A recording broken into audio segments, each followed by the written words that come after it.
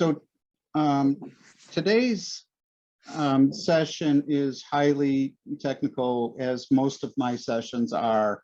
I have a couple of high-level slides to talk about some of the benefits and advantages of going to release 22. It is I'd say a little bit short than a 100% do-it-yourself, but much of what I'm going to be covering is the gotchas that I ran into when actually upgrading a system to release 22 and respective tools release. This will take about a half hour to go through all of this thing, so I believe we'll have plenty of time for questions. One of the key, well, I'll get to the slides in a little bit, but these slides come from Oracle. They're all of the new features that you get with release 22 and the tools release, and they put them into 3 general categories: automate, optimize, transform. Some of the technical things that'll be of value to you is the zero downtime deployment, although if you have some highly available setup, you may already have that. The enhanced security, we'll talk more about that. Server offline monitoring of orchestrations. There's a bunch of application enhancements. I'm not going to go into application enhancements. That's the wrong session for this. There's definitely new, new simplified processes, automation, a lot of integration as well between the technical tools that have been available to you in change management. Change Assistant has new integrations, etc. There's, again, we'll skip the rest of this slide and move on to next one. All right. So one thing that you have to do if you go to release 22 is you have to upgrade to tools 9.2.6. And in upgrading, I'll talk to you a little more about where that's at in a slide or two. The very key thing about that is you have to go to 64-bit. You no longer have a choice. If you need to remain on 32-bit for whatever reason, you cannot go to release 22. Now, there are some third-party apps that were a little slow to make their way to 64-bit, but it's my understanding that the last holdout, the one that was the biggest problem, was DSI, and that has definitely been resolved. So honestly, we have not encountered very many issues. There sure weren't any showstoppers with third-party applications. So along with this, you get zero downtime deployment, meaning the kernels don't get locked. There's a separate set of spec files that get put into place, and users are drain stopped out of the old package. And it's kind of like a new way of thinking about blue-green technology. If you've implemented blue-green or were thinking about it, this would be a way of doing it in lieu of blue-green or in addition to that. Change Assistant has greatly updated. You will have to uninstall your current Change Assistant and upgrade it to the new one.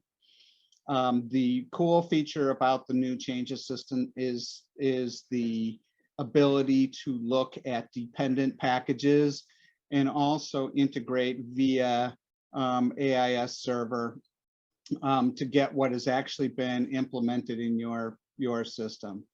I'll talk about this. I'm going to bring it up now in case I forget later, but some of that capability and features of Change Assistant in the future will be built right into the application itself. At least that's the direction I've heard that they're going. But in the meantime, Oracle has done a great job of making Change Assistant work better for you. Things like the first found feature, like if you have a bug and there's like 5 or 6 ESUs that have replaced each other, many of the CNC folks want to know, hey, when did this bug first get fixed? And it'll give you what the first ESU that it was contained in and any subsequent ESUs that it was contained in, so you can look at the history, see if you've actually applied it, even though it might not be in the latest, maybe you took it in the previous one. Server Manager is greatly enhanced. Of course, Oracle's terms of continuous adoption, which I think you'll find is true of every release, and even the next one coming up next year will have even a ton more of that. Offline Server Manager orchestrations, that has been one of the biggest changes over the past year, 2 years, is a lot of companies are implementing orchestrations for what I call manual procedures, anything that you might have used a notebook in a notepad before or a clipboard. You start looking to see if orchestrations will work for you. If you've been paying attention to the application side, logic and form extensions through the extensibility. A biggie for techies is the automated kernel reconnection. So by reconnection, we're talking about connecting to the database. There has been a huge improvement in this process for keeping your system up and running, helps in DR situations and high availability. There's also security history. The F9312, for those of you that remember, has been greatly enhanced. I'm going to do a presentation at Blueprint on security for JD Edwards. It's mostly cybersecurity, but it also has to deal with some of the things that are unique to JD Edwards. For instance, it's a metadata-driven product. If you have the database, you can effectively rebuild your system. Well, I'm going to talk more about security history, but to give you some highlights, now in the security history, when a user signs on, the workstation that they sign on, the IP address, and things like that, there's actually the new dashboards that they've created with it. Oracle did a whole 35-40 minute presentation to the business partners on what's new in the security history. It will become a tool that you can use. And if you have like a SIM, you might even be able to feed the data from the F9312 into your SIM as a data source. I don't think there's native support for it. There might be something for us to ask Oracle if they can do that. But you can always use a third-party aggregator to get that data. And then you can actually see, is somebody trying to break into your system? You can see failures. You can detect man-in-the-middle type of attacks with the security history. Again, I'll give a whole 15 minutes on that in a future presentation. Better orchestration, file management. Actually, I didn't study what that one is. It's just listed. Sorry about that. Workflow Studio is now web-based. That's was a huge drawback to people trying to use Workflow Studio, having to install a fat client, keeping it working. And now what Oracle is seeing is a big number of workflows that are now being created because you can get to it via the web interface. In addition, in order to be called release 22, you have to install update 6. And update 6, again, just big bunch of ESUs. Update 7 won't be available until year's end when we get to release 23. Also, don't forget to do the special instructions. And in addition to update 6, there are a bunch of UDOs that you have to download and install to properly use release 22. So please keep that in mind. Update 6 / special instructions / UDO downloads. Oracle has updated the trial edition. Just so everybody is aware, Tools 9263 was released earlier this week. I think it was on Monday. The trial edition, I haven't checked. I'm going to get that going in the next day or two. They said was going to be released Wednesday, and one click will be a few weeks away. One click is if you're an existing 9.2 customer, it's really more of an upgrade tool or a migration tool. If you're already on JD Edwards 9.2, you won't use one click. Just so everybody's aware, Oracle does keep the documentation on Learn JDE up to speed. Oh, for some reason I had this last one that you can now launch orchestrations from E1 pages. All right, so let's get into some good stuff. Here's the big technical issue with having to go to 9.2.6.3 is it's 64-bit. The minimum technical requirements or certifications have changed greatly since you've installed your system, probably, unless you're keeping your Microsoft servers or Linux servers up to speed. There's a high probability that you will not be able to use your existing servers and softwares. Now, let me quickly overlap my browser here. I did go to Oracle support certifications, and I'm looking at just the 926 certifications. And you'll see that the operating systems, look at this one for Windows.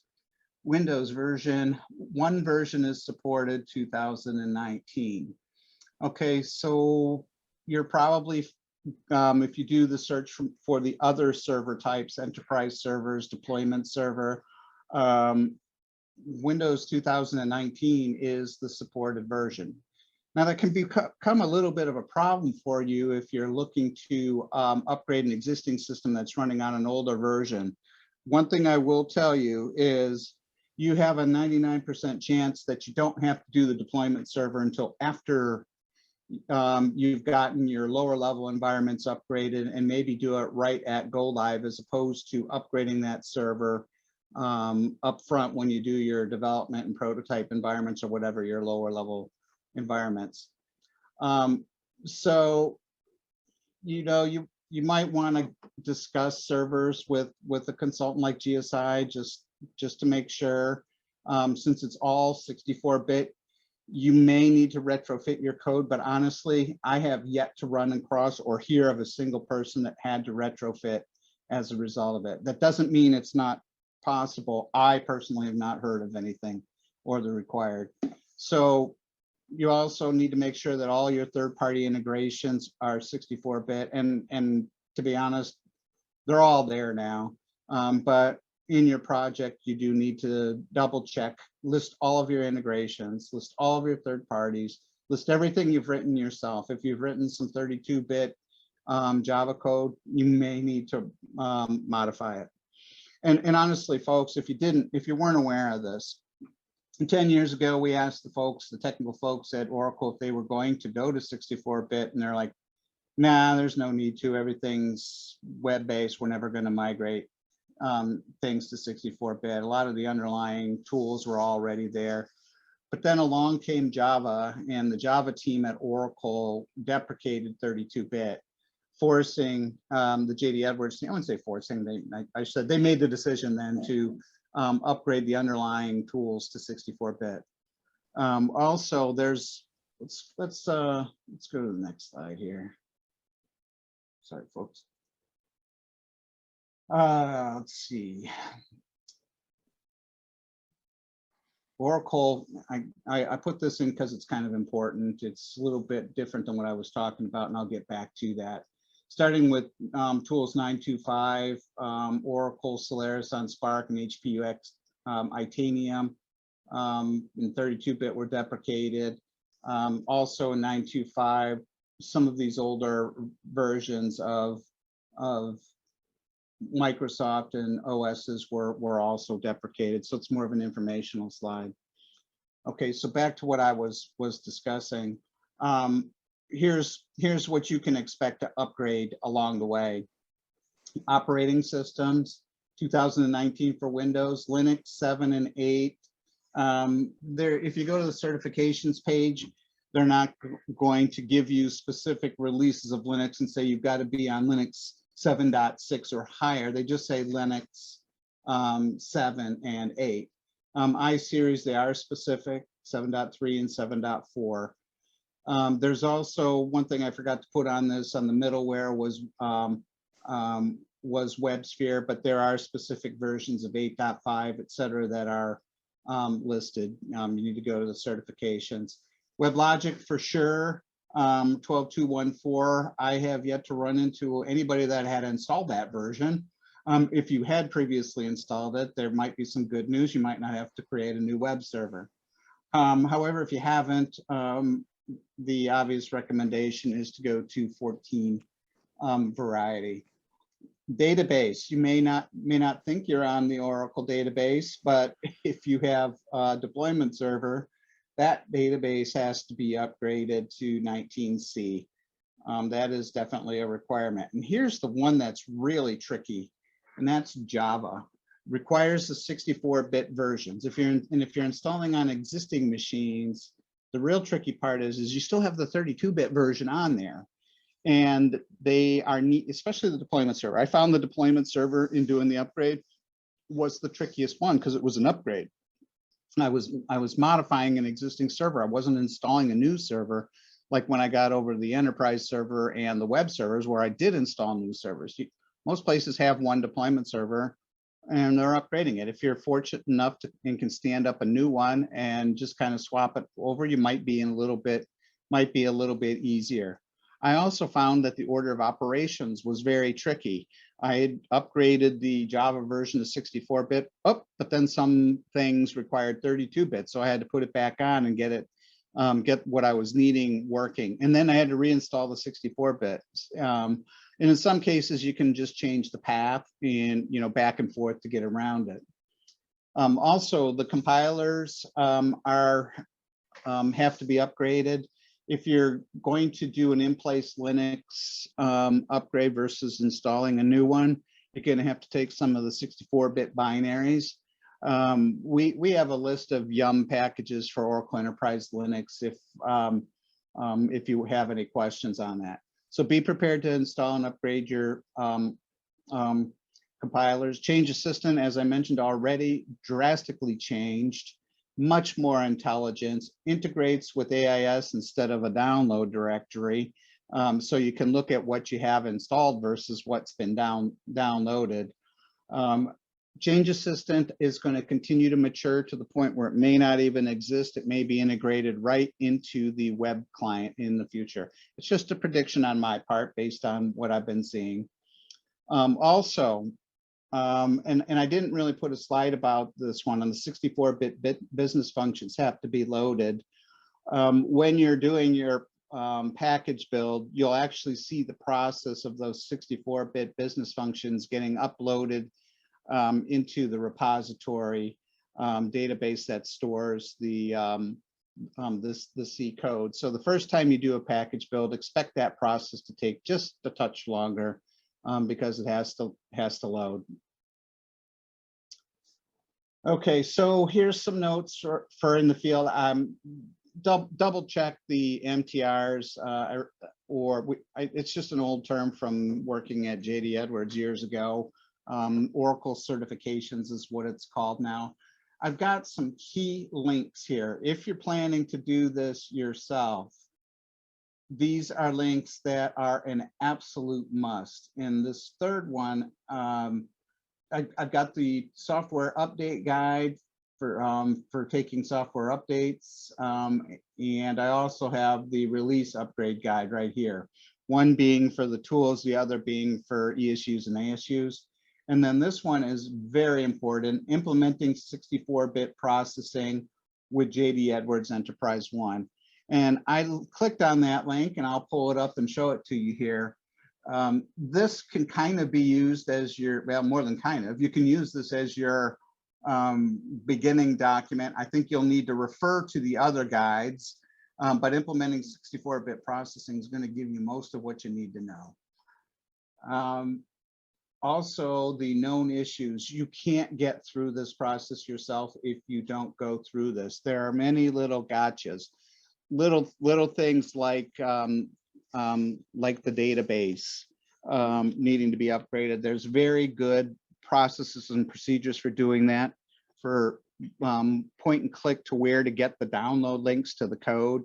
You'll save yourself hours if you go to that document as your second, and it said, notice I put a note here. It says, now actually read the known issues document. The reason why I say that is because I didn't, and half the problems I ran into had already been addressed with links on how to do that.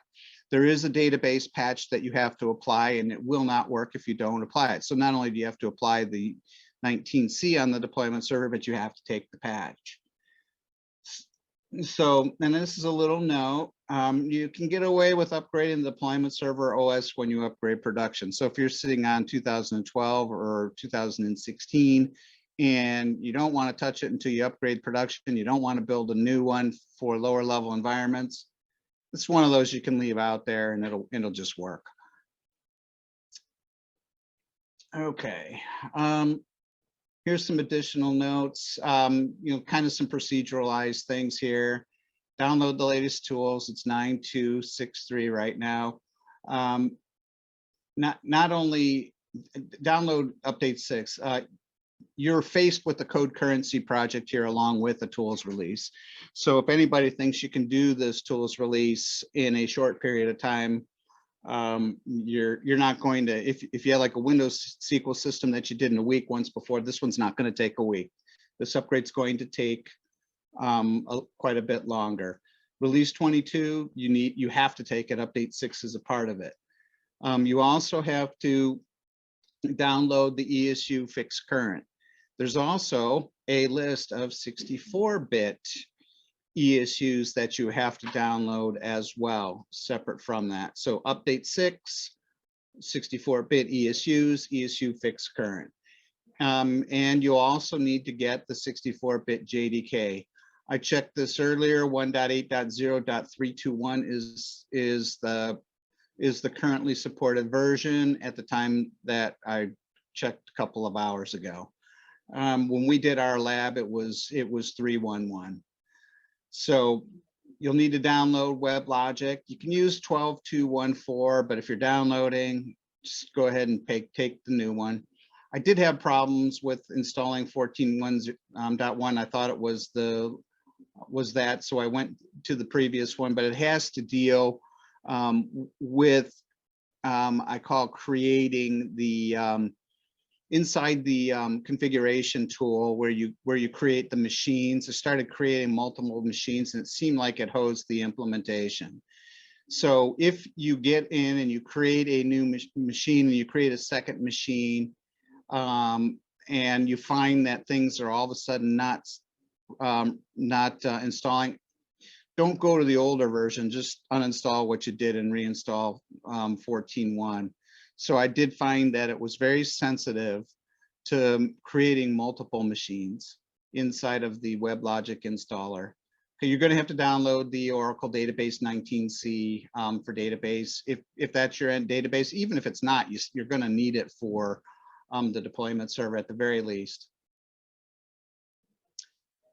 So one of the things that you have to do is run this special migration tool, this SMT 9240, and the reason why it's called 9240 is because that was the tools release at the time it was first written. I snapped a picture of this to include in the documentation because I would have loved to have had this visual before I looked at the implementing 64-bit processing screen that I showed you earlier. Remember this one? Implementing 64-bit JD Edwards. Okay, so this screen right here is not on there. I ran into this when I actually had applied the migration tool and figured out I actually needed to do this. Keep this in your repertoire if you're going to do it, because this is the thing you have to do. Also, you know, it says install the planner ESU. If you're on 9.2.5, there's a 32-bit and a 64-bit. So when you download the ESU, make sure you download the 64-bit planner ESU.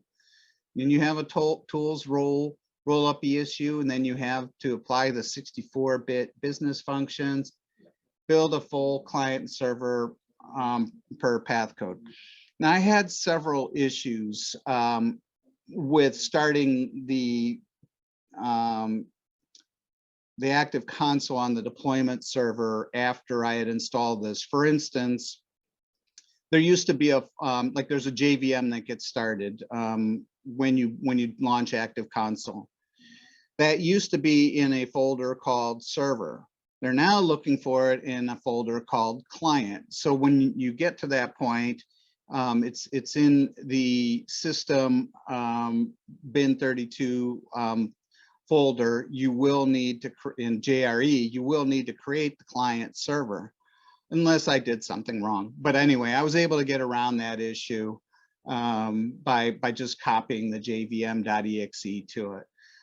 There's actually a known issue already in Oracle support. So I was fortunate that much of what I ran into had been seen already. So here's some additional notes. Upgrade the Oracle database. You might need a DBA for that. I'm fortunate I had a DBA. I just asked him to do it for me. Get all of the installers. And here's a doc ID, how to install the required patch to the Oracle 19c client. You got to have that. Make sure you apply the documented patch to the database client. I think I earlier mentioned that you needed to apply a patch to the database. It's the client, you have to, or you will not be, you'll get all kinds of errors popping up on your screen trying to launch anything. Make sure you have 8+ gigabytes of RAM on the deployment server. It's now needed. Here's the link to how to upgrade the Oracle 19c. Also, the OJDBC files, you need the 8 files. You need to follow the instructions in this guide. You used to just need 1 file. There are more, there are like 3 or 4 files that you need as well. You need to make sure you get those files copied over. There's a special link in this document on where to find those files and download them from Oracle. So if you are on an older version of Visual Studio on the deployment server, you get to upgrade that. That's a 4-hour process. Just keep that in mind. Install JDK, edit the Java home, etc. I find that this old test Java version worked really well. I also found that removing some of the Java WS, I had to manually do that as well. So it wasn't as easy as I was expecting. Install and configure WS on the server manager machine. In my case, it was the deployment server. We had an older version. I had to uninstall it and put this one on. Change Assistant, there it is. Change Assistant was a real bear to replace. I struggled with that. And if you run Java WS from the command prompt, you can pick the old one. Be sure it's removed before you try to download and get the new one. Also, you have to upgrade the bitness. There's a special migration tool I mentioned earlier. You then have to upgrade your server manager console or install it. You will need a SSL certificate for the deployment server to communicate between server manager and the agents. So there's a complete document ID on how to do it. It wasn't as brutal as I thought it would be. I've done SSL for 20 years and used to be a pain in the neck. Just follow this process. You'll be done in no time. If you have your own certificate that you wish to use, go ahead and use it. Otherwise, there's instructions on here how to do a self-signed one. Then you'll need to install the server manager agent. And this is on the deployment server. The deployment server now, you have to have an agent running on it. So in the case of us, we had the console running on it, but we also had the agent. And then we ran the 64-bit ESU and we had to run special instructions on it. So basically, to push the code out to the deployment server, had to install an agent. So then we ran the tools baseline ESU. There's a bug. Here's the bug number. If you have trouble finding it, go to, again, Oracle support. Let's go ahead and do that real quick. Just show you quickly where it is. Go to patches and updates.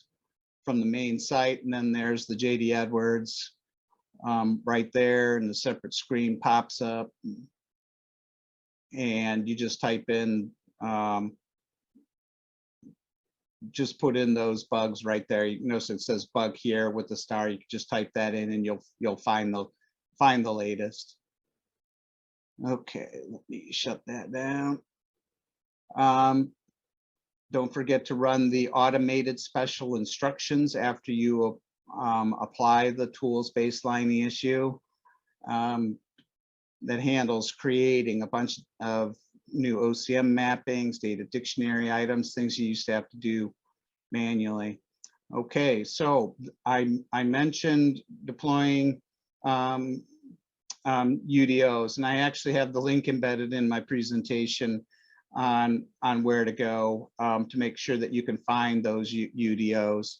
So we'll pop it up right here, deploying UDOs, doing change assistant, etc. So I gave you instructions on how to find it. Download and deploy the 64-bit business function ESUs. Again, use change assistant. There's a special category there to find them. Retrofit any changes, and start your full build.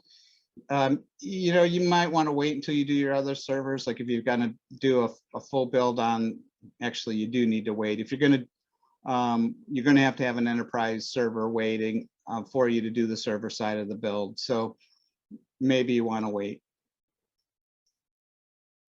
So I noticed there were some manual processes that you had to do at the end in the special instructions, generating some tables.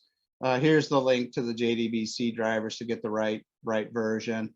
JVM is pointed client, it gets changed to server location. You might have issues starting that.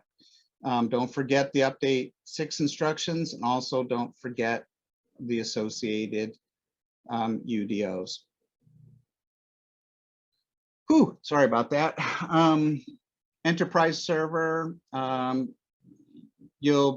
iSeries is 7.3 and 7.4, Windows 2019. Make sure if you're using the existing Linux, you get the 64-bit versions of the packages, flavors of 7 and 8 for Red Hat and Oracle Enterprise Linux. Again, you need the 64-bit JDK. You need the 64-bit client. And here's one that really got me. We used to have a 3.8 gigabyte swap file, but with this release, it required a 15.4 gigabyte swap file.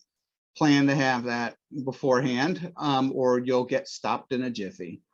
Install the 64-bit agent. You can do that through Server Manager. Gosh, sorry about that, folks. I keep twisting my button here. So, and then you just distribute and deploy the 64-bit code. The enterprise server just really didn't take that long for me, and I was using Linux 7 flavor, mostly because the Linux 8 had a tougher firewall, and I didn't want to deal with firewall issues while I was trying to deal with JDE issues. I hope you techies can appreciate that.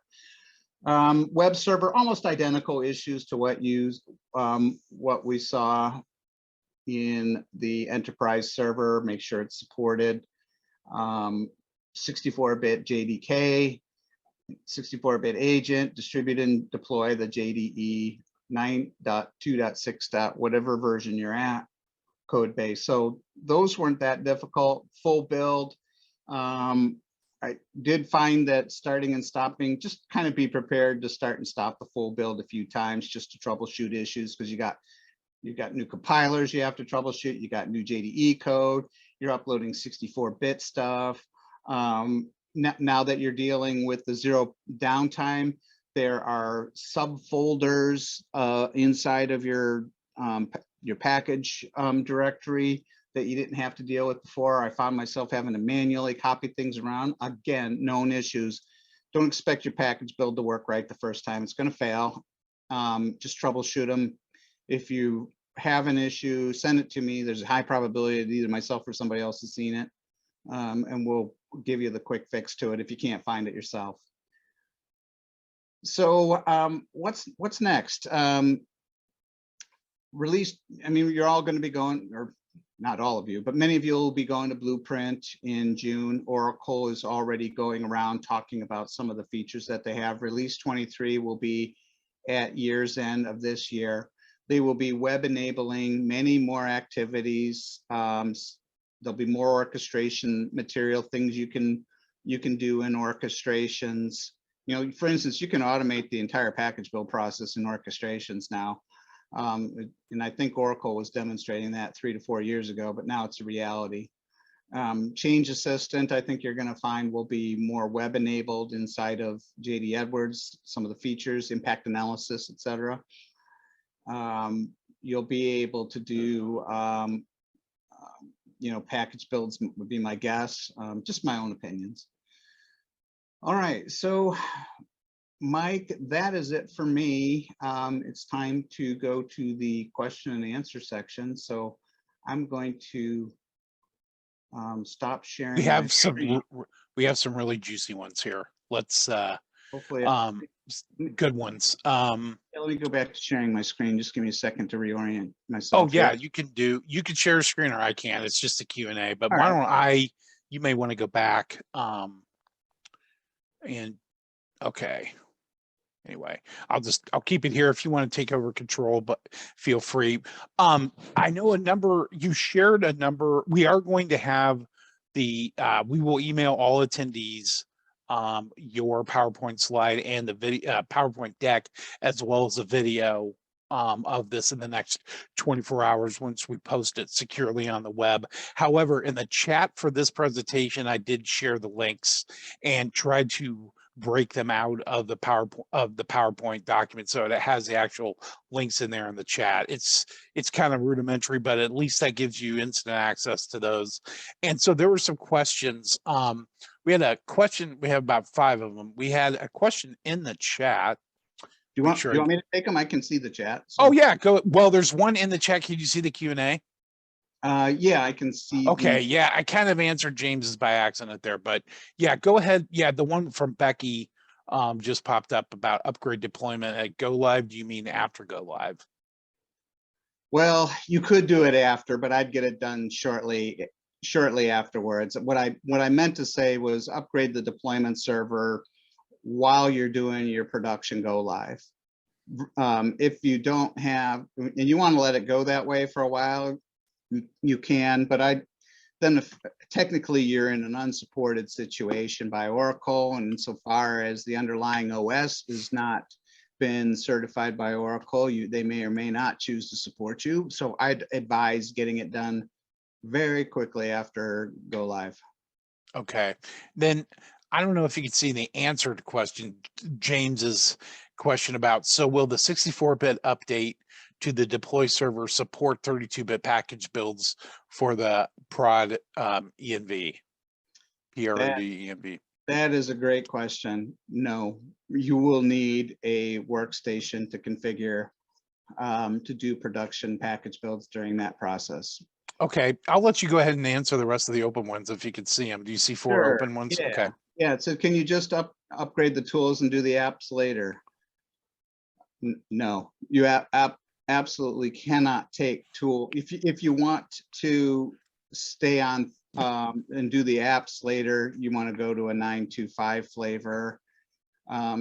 If you apply 926, we have a couple of clients that tried doing that with a different business partner, and they failed. This is a much bigger project. It's not just the tools, it's the operating system. So it's a technology uplift, it's the tools, and it's the apps. So if you're trying to remain on a lesser version of the apps and apply the tools, the 2 times we saw somebody try it, it was a failure. Okay. All Got right, the so next one there. Yeah. if you take all of this on, I'm assuming that it will take a good while. How do you go about handling bug fixes, code changes, promotions from non-prod to prod during this time?